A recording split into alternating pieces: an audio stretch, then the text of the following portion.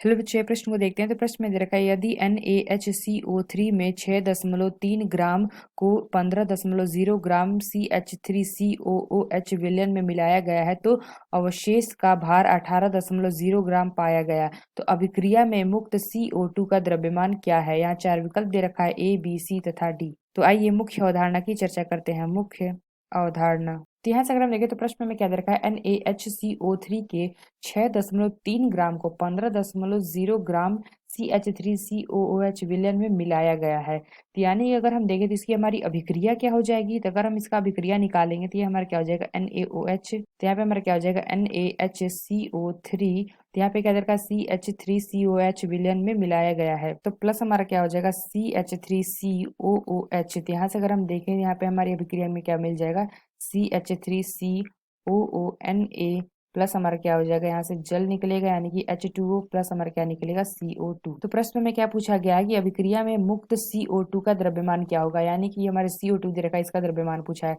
इसको हम x मान लेते हैं, x ग्राम। तो यहाँ पे हमने क्या देखा है, हमें NaHCO3 का वैल्यू दे रखा है 6.3 ग्राम और हमें दे रखा CH3COH का वैल्यू हमें दे रखा है 15 यानी कि 15.0 ग्राम। और अगर हम देखें CH3CON का हमारा वैल्यू दे रखा है क्या, 18.0 ग्राम। तो यहाँ से अगर हम देखें तो यहाँ पे हमारा क्या होता है, अभिकारकों द्रव्यमान बराबर हमारा होता है उत्पादों का द्रव्यमान। तो यहाँ पे हमने क्या देखा, अभिकारकों का द्रव्यमान बराबर हमारा होता है उत्पादों के द्रव्यमान। तो यानी अगर हम देखें तो अभिकारक हमारे क्या दे रखे हैं, तो हमारा हो जाएगा 6.3 ग्राम प्लस हम क्या कर देंगे 15 ग्राम बराबर हमारा हो जाएगा उत्पाद हमारा दे रखा है तो 18 ग्राम और प्लस हमारा क्या हो जाएगा एक्स। तो यहाँ से अगर हम देखें तो एक्स की वैल्यू निकालेंगे तो ये हमारा क्या हो जाएगा 21.3 ग्राम माइनस 18 ग्राम। तो यहाँ से अगर हम देखें तो एक्स बराबर हमारा आ जाएगा क्या, 3.3 ग्राम। तो यहाँ पे हमें प्रश्न में पूछा गया था CO2 का द्रव्यमान क्या होगा, तो यहाँ पे हमने देखा 3.3 ग्राम।